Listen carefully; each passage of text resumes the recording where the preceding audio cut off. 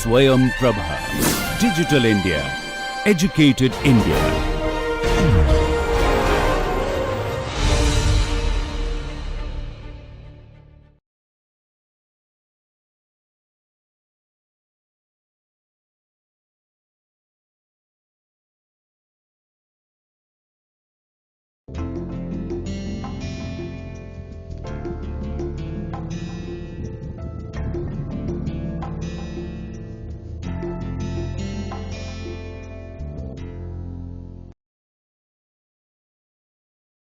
Till now, we have been considering vibration of idealized systems in the form of lumped parametric bodies or systems, where the inertia, the restoration, dissipation, they are all segregated and they are considered to be located in individual bodies.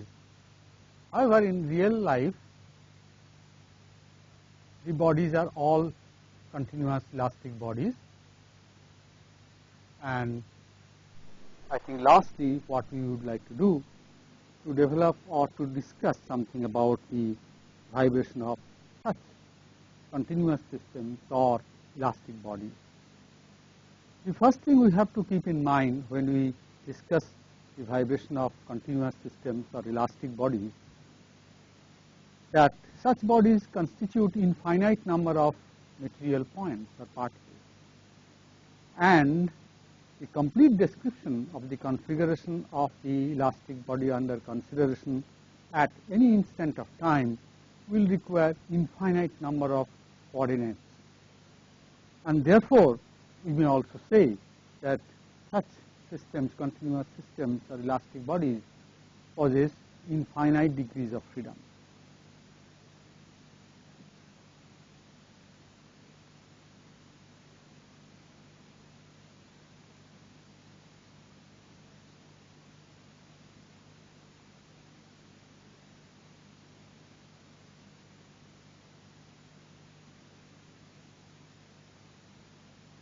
So, in one sense, we may also consider elastic bodies to be one extreme situation of multi-degree freedom system, only when that the multi becomes infinite. So, the real life systems, they constitute of predominantly these kinds of elastic bodies in the form of a plate or a beam or a column or a shaft or a bar, whatever, or even a rigid body. What we will do, we will try to consider in this limited time and scope only few idealized bodies in the form of uniform bars, uniform shafts and uniform beams. Plates and other kinds of higher level objects or complicated bodies we will avoid discussing. Our objective will be predominantly to discuss the ways and means by which such systems can be analyzed and to get some results of some simple cases. So, simple objects or simple geometry will be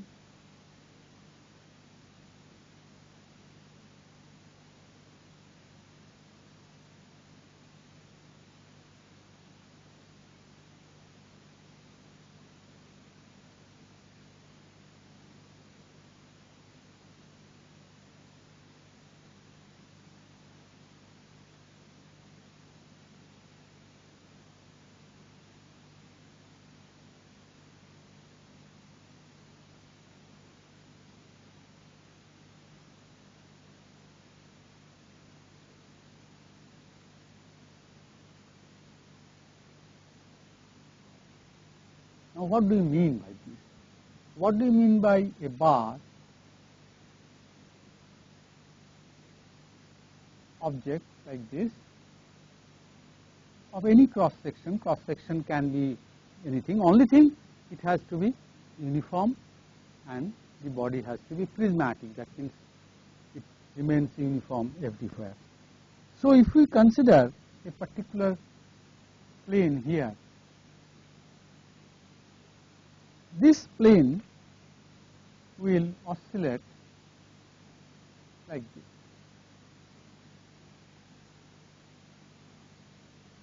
and this motion can be described as a function of the position of this plane in a coordinate system,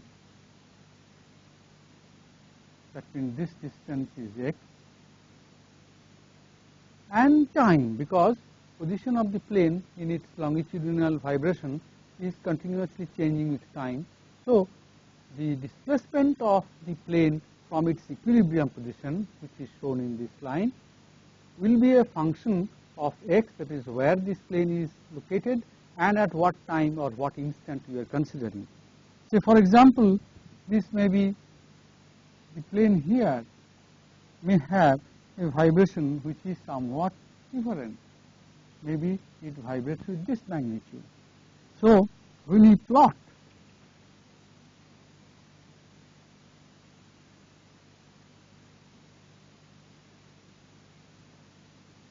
the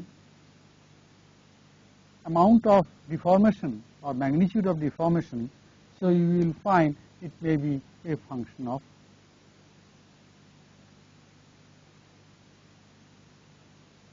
this may be total length of the bar. So, therefore, what is happening that this bar, all particles, of course, we have to consider only one dimensional motion, that means all particles in a plane for which x is same also will have identical motion, that means this will have this will that. So, therefore, the motion is purely a function of x coordinate and of course, the instant when its location is being considered. So, therefore, what is happening that the amplitude of motion of every plane depends where this plane is located. This kind of vibration, that means the motion or the displacement of the particles or the planes are along the length of the object, like this. This kind of vibration or oscillation is called longitudinal oscillation.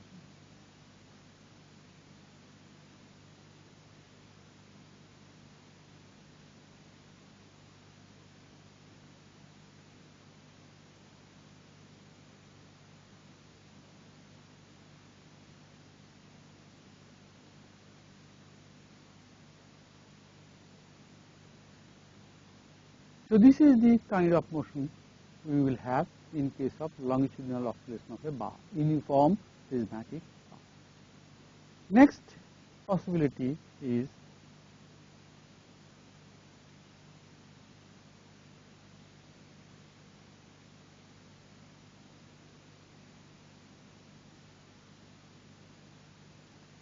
uniform shaft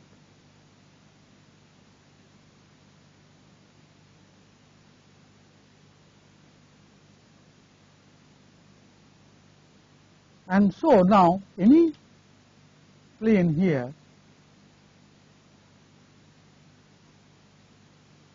which is at a distance x from the origin,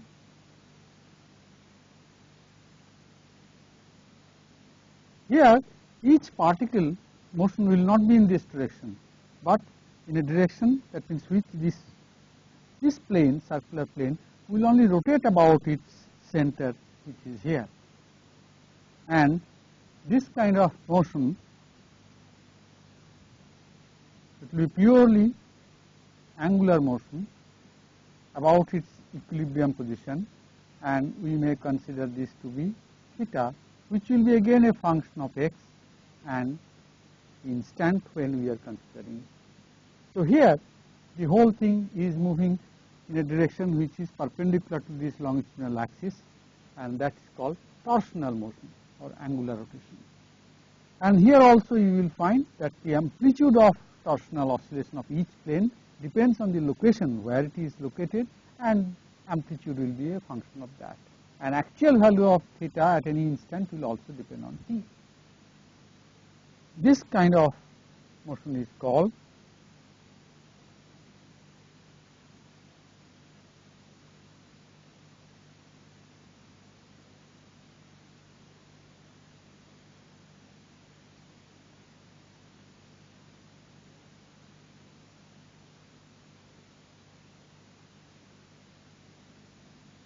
and finally,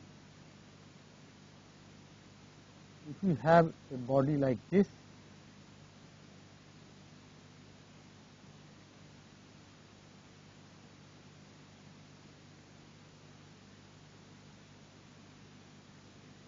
we fix a coordinate system in this. Now, if we take up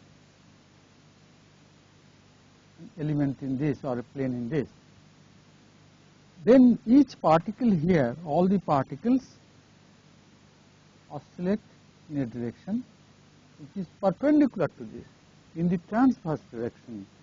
This also you may say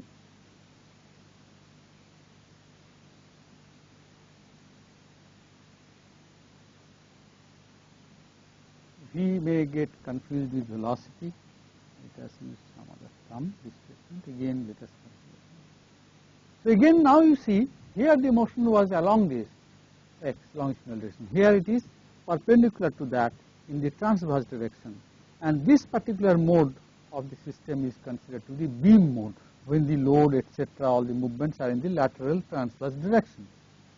And again here the magnitude of transverse oscillation amplitude depends on the position of this point, and the actual value of the displacement depends also on the time, and this kind of is called transverse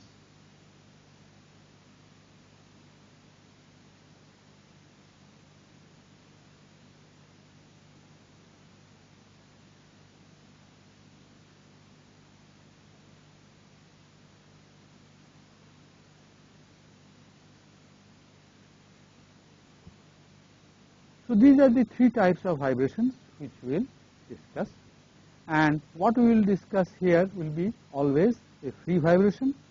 That means our objective will be predominantly to figure out or find out the natural frequencies and mode shapes whenever possible. Secondly, we have to also keep in mind few things. That means this bar we are considering in this case is uniform and prismatic. The shaft we are considering is uniform, straight and also circular, and in case of beam it is again a beam with uniform cross section and uniform. So therefore, the uniform bar, uniform shaft and uniform beam we will investigate. We will also keep in mind that all these systems there will be certain amount of damping involved, but we will ignore the damping, and finally that all the cases we will consider the magnitude of vibration is small compared to the dimensions of the object. So always we consider small oscillation. So therefore, we start our discussion with the first type of case, that means longitudinal vibration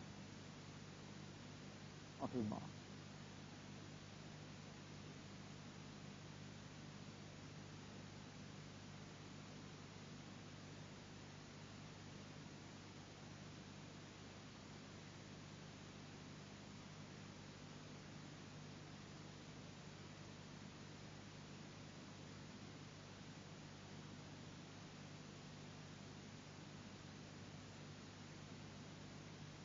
You have noted the point uniform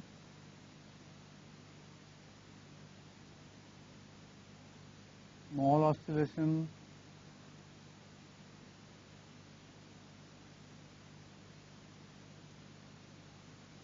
free oscillation,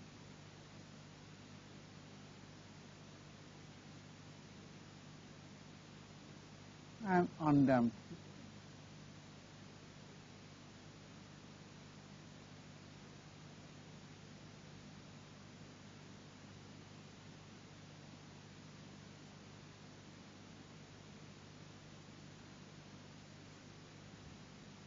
So first case is the longitudinal vibration of a uniform prismatic bar.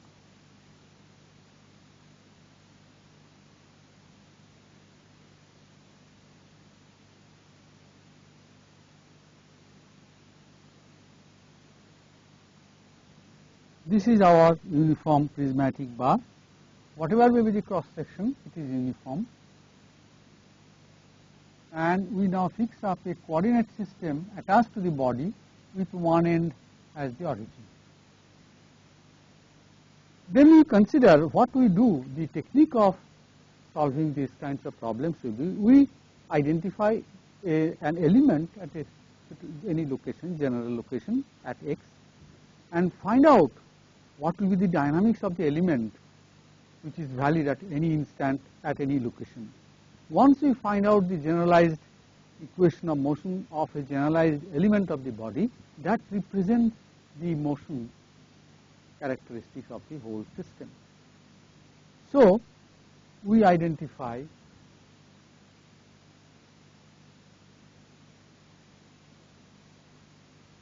an element. Remember, this element is infinitesimally small. This is P, this point is Q, this point is R, this point is. The location of this plane, left end of the plane, is at x, and thickness of the element is P. It is infinitesimally small. This is the equilibrium position. Now, at instant of time t, each plane is oscillating. So, at instant of time t, let us consider this to be the location of the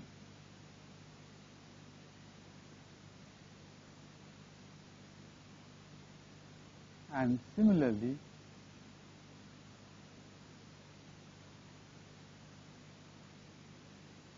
r prime s prime be the plane rs at time t, and p prime q prime is the plane pq at time t. So, the displacement, this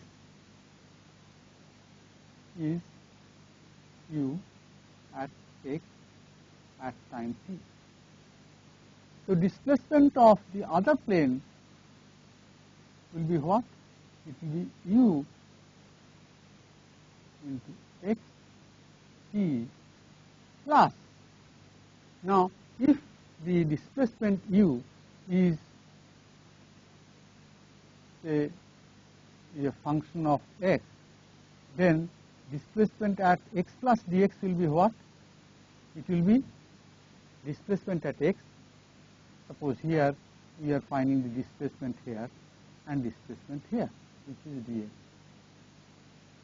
So, it will be displacement here plus the extra amount of displacement, which is nothing but the rate at which the displacement changes with x into, that means that rate into this will give this extra height. So, in mathematical term, what we write is du dx. So, displacement at location x is ux, u. So, displacement at location x plus dx is u plus rate at which the displacement changes with x into the extra position or distance. So, the element now in this general condition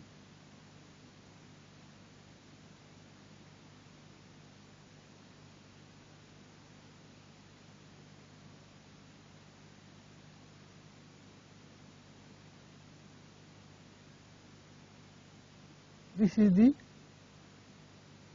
element at time t. How much is now the length of the element? This length of the element is original dx of the element plus how much it has gone on this side, that is u plus del u del x dx, that has gone this side, minus this much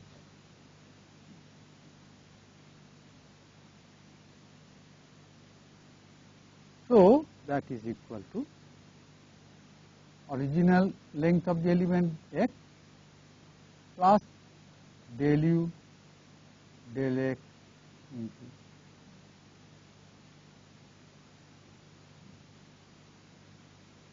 So, originally the element had a length dx, now the element has length this much. So, what will be the strain? Strain of this element E is equal to the final length minus original length, which is this one, divided by the original length dx. So you can see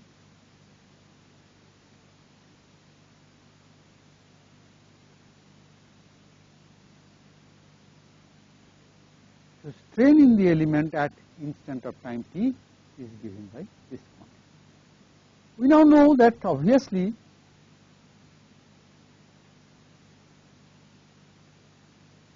length will be subjected to tensile stress. It is a one-dimensional case. So let the stress at this side be sigma x at time t, also a function of time t. Then stress here will be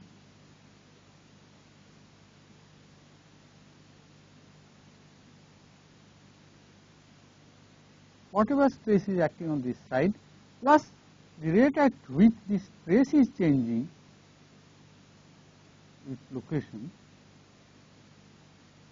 But any function, continuous function, if you know the value at x, then value at x plus dx is generally given.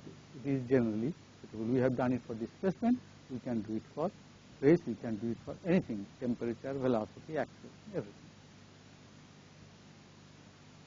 Now, so therefore, the overall stress this is subjected to is sigma x on this side and sigma x plus an infinitesimally small quantity on this side. So we may consider that it is predominantly subjected to a stress of sigma x. So if the stress is sigma x and the strain is epsilon, then what is the relation?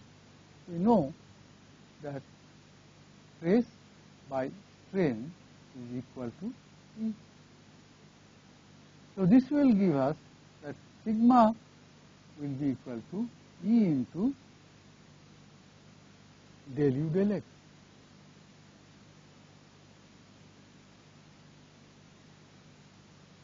So if you now consider the free body diagram of the element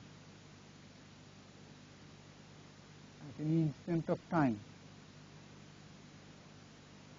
what is the force acting on this side?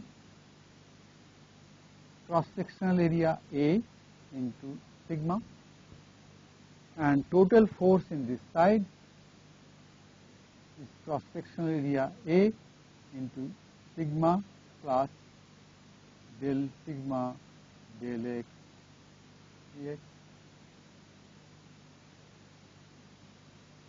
So there is a resultant force in the positive x direction.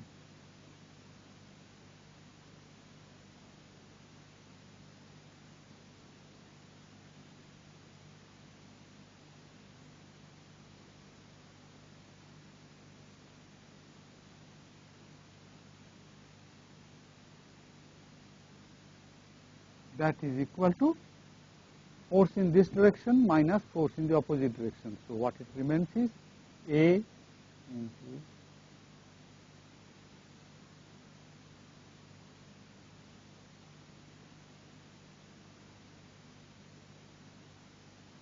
now we have this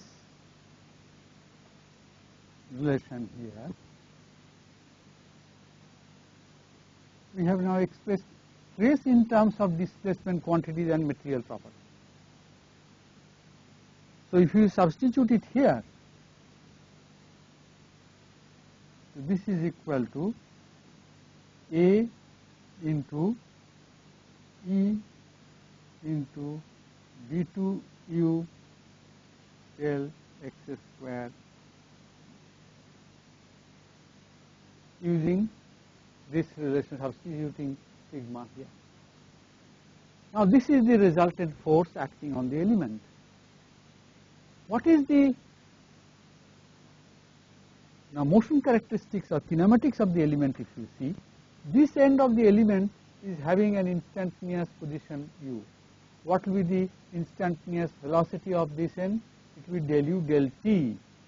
Remember, now it will be a function of time, which is important to find out the kinematics. So if the displacement is u, so the velocity will be del u del t. and acceleration will be del 2u del t square. This side also will be same plus infinitesimally extra change because of this infinitesimally small distance dx. Overall, we may consider that the acceleration of the element is del 2u del t square plus a higher order infinitesimal term.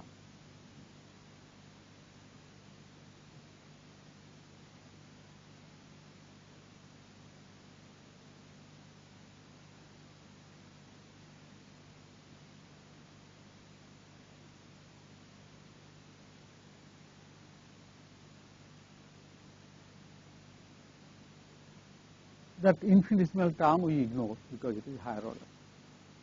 Now, let us apply Newton's law. Newton's second law says this mass of the element, which is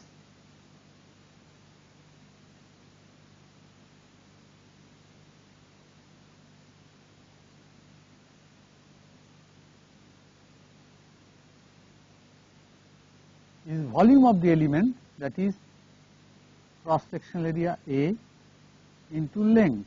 This is the volume of the element, and multiplied by the rho, that is density of the material, that is the mass of the element. So, mass of the element into acceleration of the element must be equal to resultant force. So, Newton's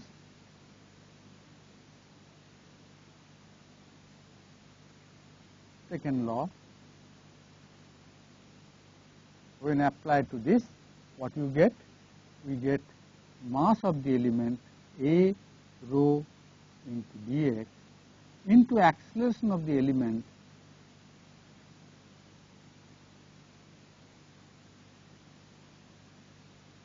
this is the acceleration of the element must be equal to total force in the element, which is A into E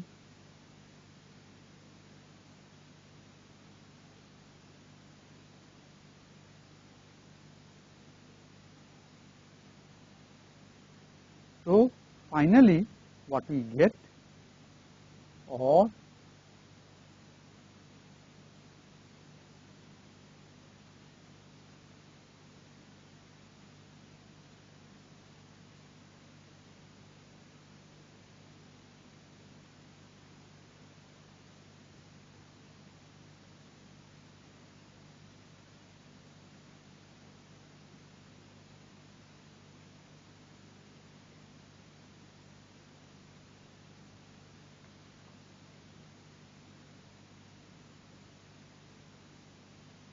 so this is the equation of motion of a general element anywhere in the bar.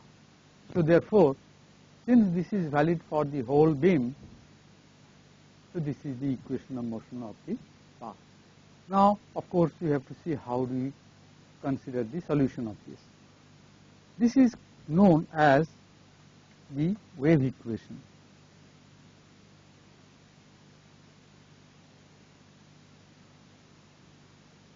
Longitudinal wave equation, where the velocity of longitudinal wave is c, and this is nothing but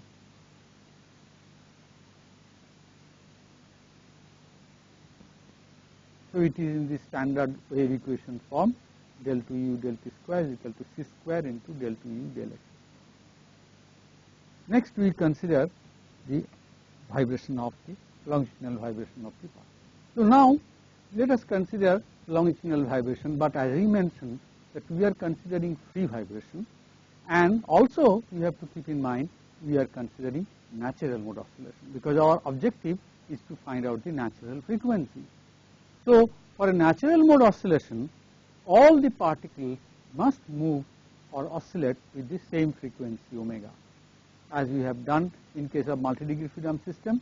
Here also it is the same thing, that each and every plane is vibrating with the same frequency omega, and depending on their location they are either in phase or opposite phase. So, therefore, each one's vibration can be represented by its amplitude multiplied by cosine omega t kind of thing. So, therefore, this displacement for natural mode oscillation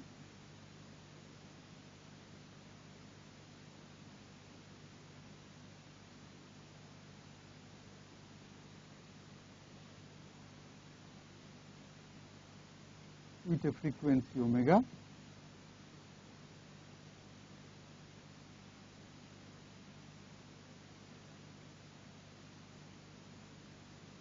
All displacements which are harmonic functions of time will have same frequency. So therefore, we can write that the displacement uxt can be represented by an amplitude of vibration which is a function of x only into cosine,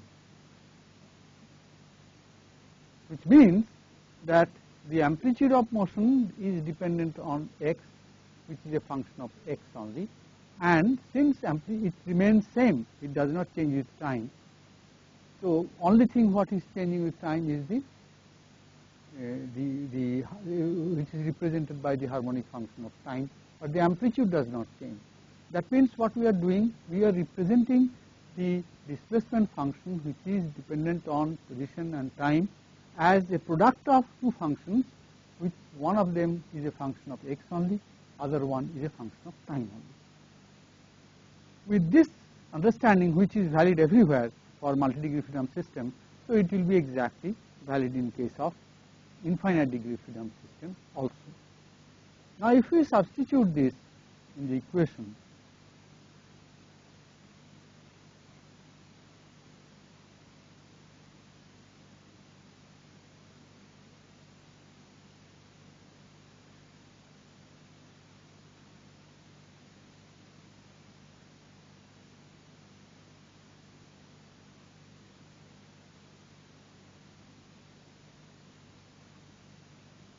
what we get? Now the first time we are differentiating with time only, it is a partial differentiation.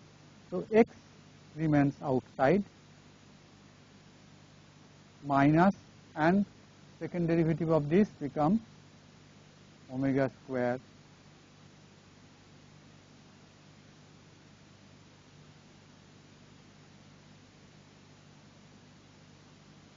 is equal to c square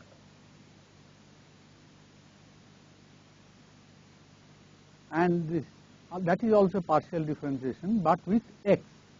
So it will be differentiation of this function x with x only into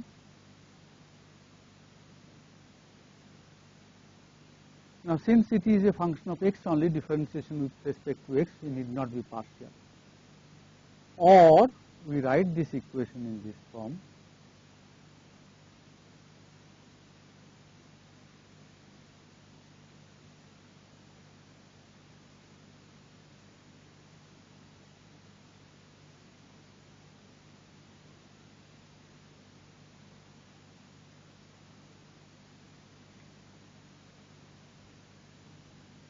So therefore, we get an equation for the amplitude of every particle or every plane. Solution of this we know, solving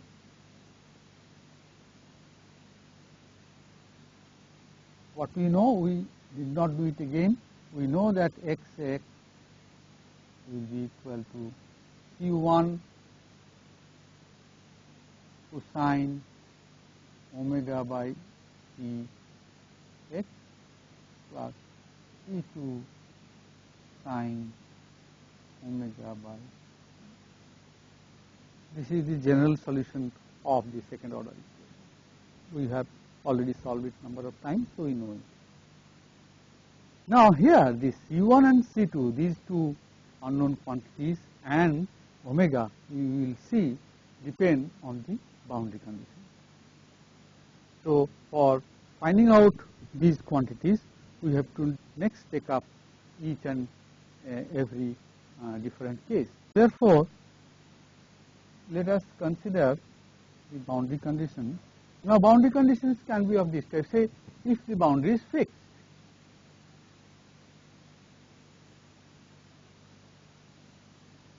it means what? X equal to 0. that means the displacement of that particular point which is fixed is 0, because that is what is the definition of fixed beam. And so even if I multiply by cosine omega t, at all times it remains fixed. Free.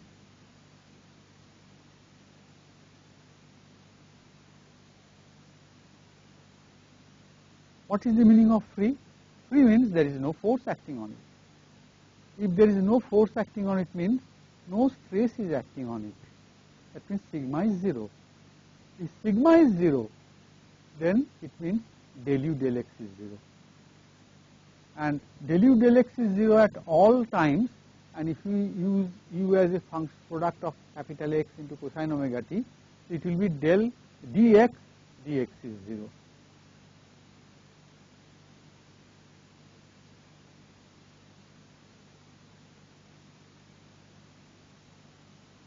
For all time, that means multiplied by cosine omega t term also. So this condition has to be satisfied. If it is free, that means it will be stress free all the time, and x will have to be 0 if it is fixed. These are the two simple geometric boundary conditions. Sometimes there can be other types of boundary conditions. Maybe you attach a heavy load here. So what happens? The whole thing is oscillating along with that heavy load. Then this end will not be force free. It will be subjected to the, if you apply D'Alembert's principle, subjected to the inertia force of the block which is attached there. So that has to be calculated, and such problems we will take up as example. This we have to keep in mind, that primarily the conditions which can be subjected to or can be imposed on this beam bar is either x is equal to 0 or dx is equal to 0. So let us take up cases one by one. So now let us take up cases one by one. First case,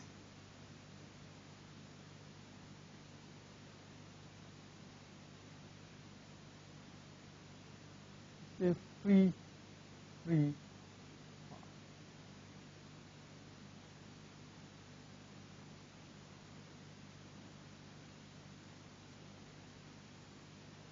free bar means a bar of length L, both ends are free.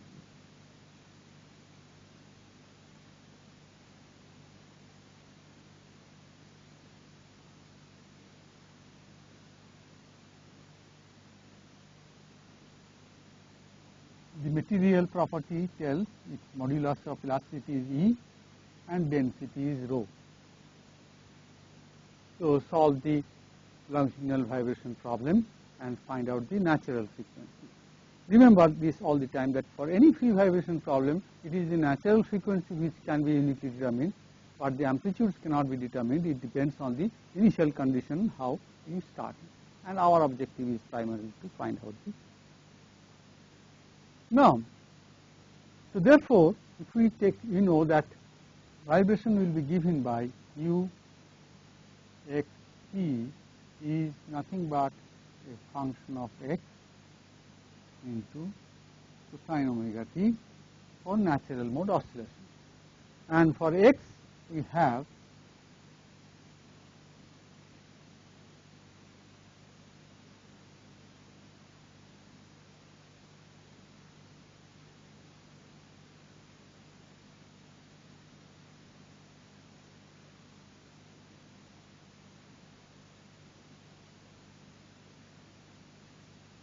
dx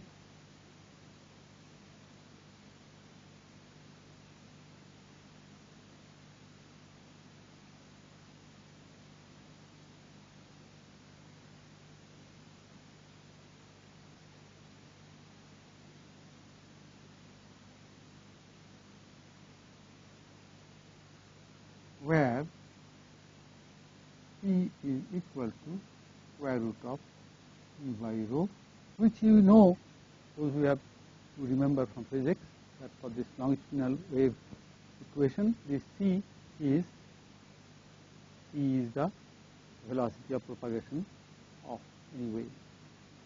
Now, if we apply, what are the boundary conditions? Boundary conditions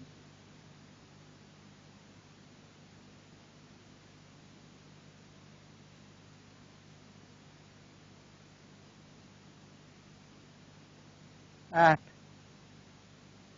if it is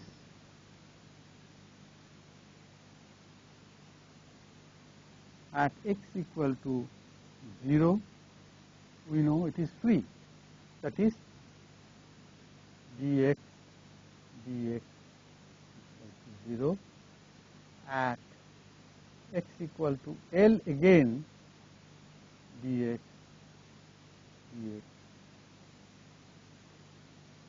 So both ends are free.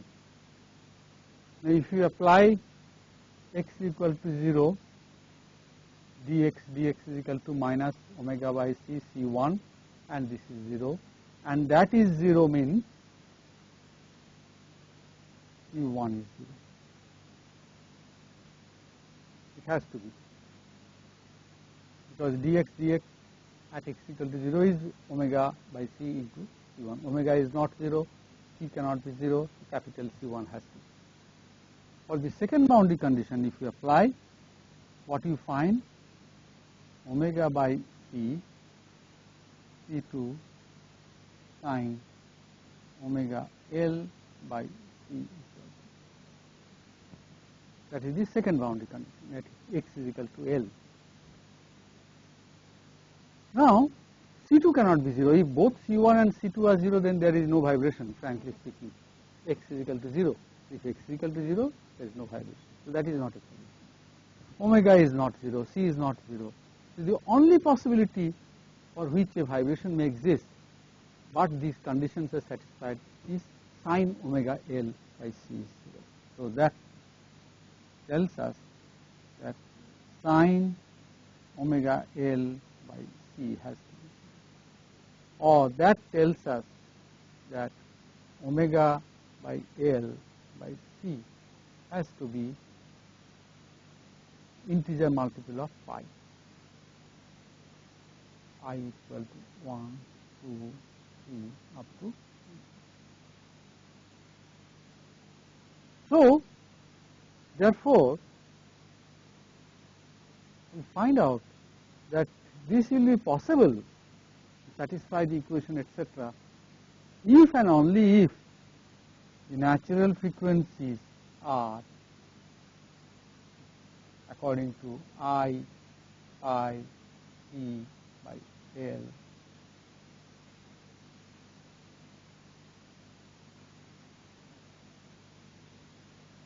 So there are infinite number of frequencies for which this condition is satisfied, and that is called the natural frequency.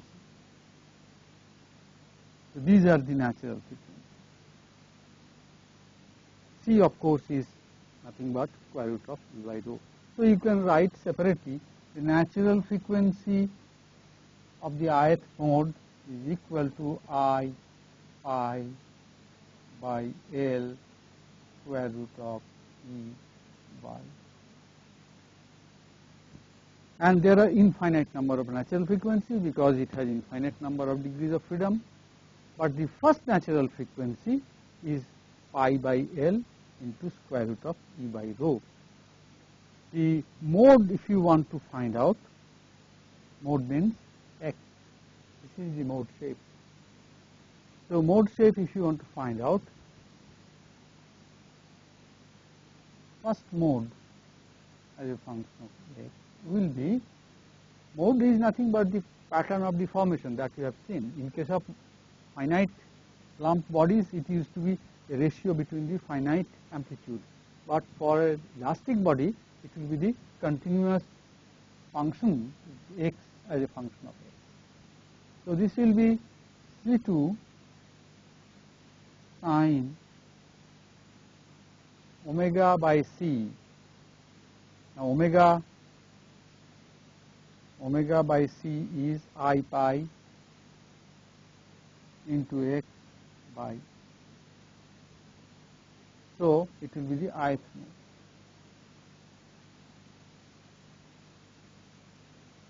So therefore, if we want to plot the mode shape,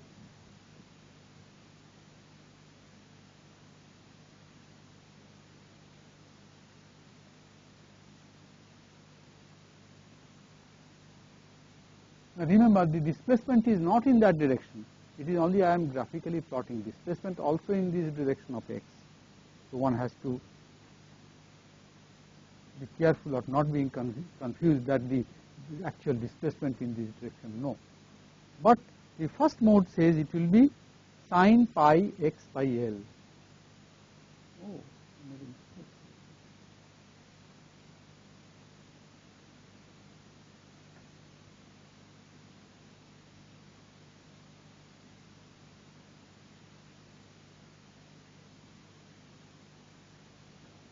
so C2 will be 0.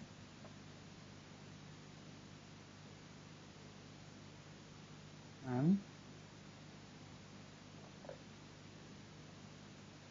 B0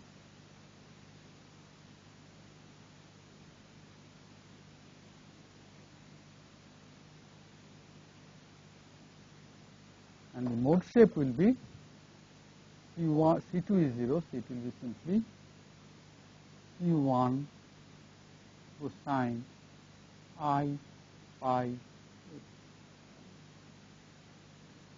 Now it matches.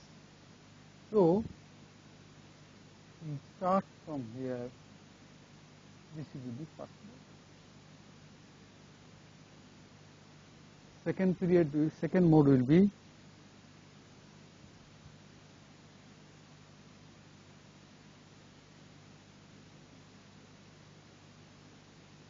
third mode will be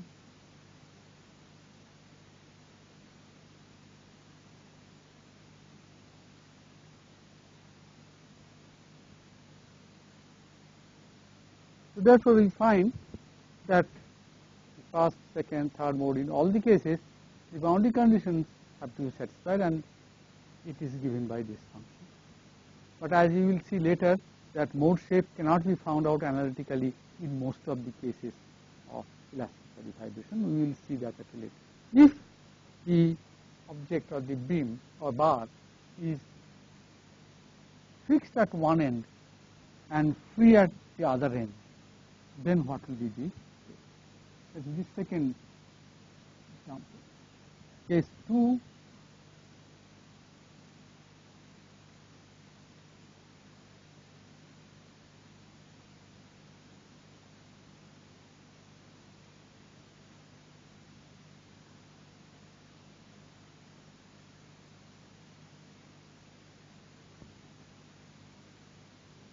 so now at one end it is fixed to a wall, other end is free.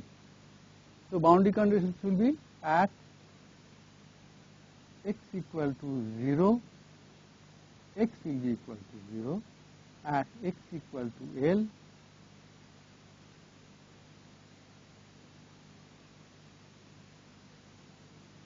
now we know that x is C1 cosine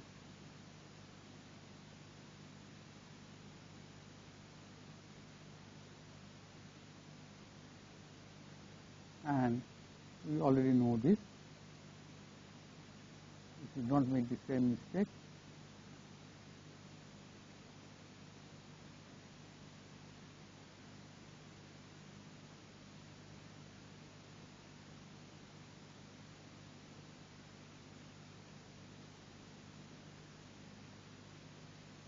When we use the boundary conditions for x is equal to 0, this is equal to 0. So this will give us C1 equal to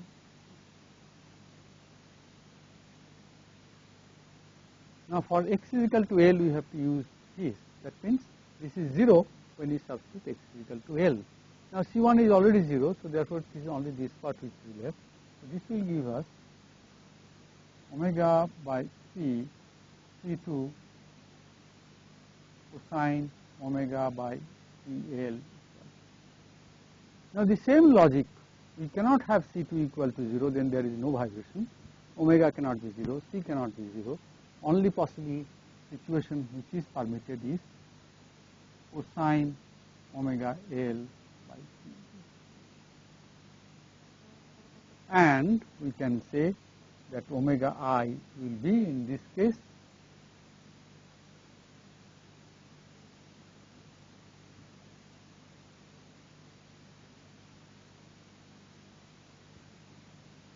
this will be 0, that means integer multiple of omega L by C will have to be integer multiple of pi by 2. It will be I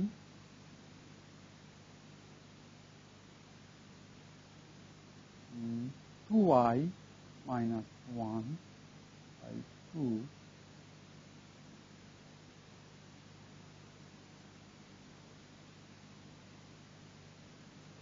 where I varies from 1, 2, 3 up to infinity. So I is equal to 1, this is pi c by 2L, that means omega L by C will be pi by 2. For I by I is equal to 2, it will be 3 pi by 2 and so on. So the natural frequency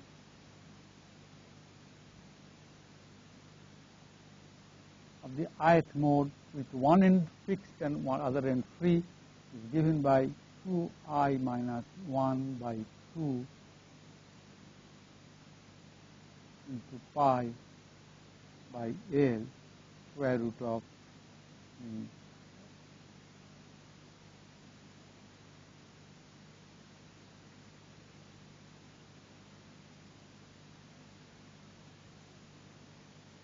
so that will be the fixed free case for natural frequency. And the mode shape, if you want to plot,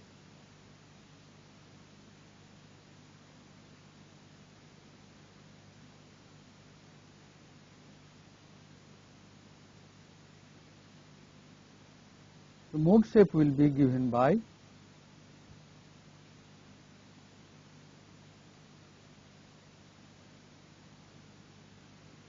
Q1 is 0, so it is C2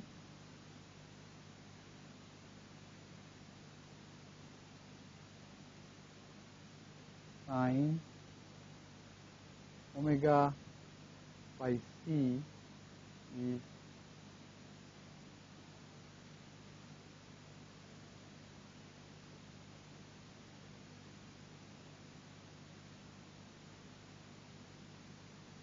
this will be the mode.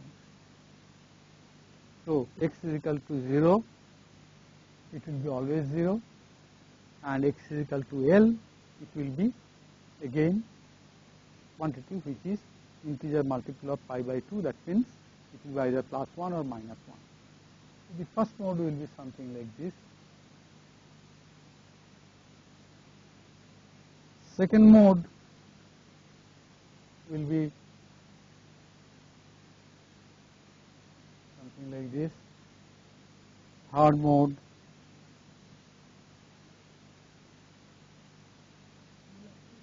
and so on. Again, to remind you that this kind of very analytical closed form solution for the mode shape is possible only in some limited cases.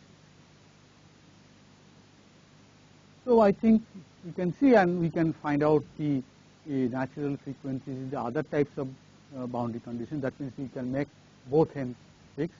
One thing only is what noticing here, that the first natural frequency of this one end fixed, one end free is how much?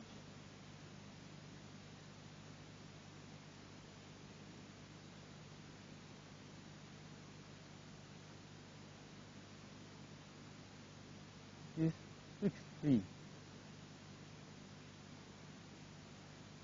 and both ends free.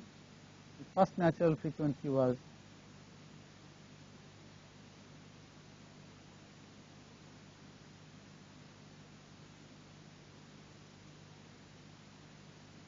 it can be physically justified that why it is just half in case of fixed free. The reason is this: you could imagine a free case like this.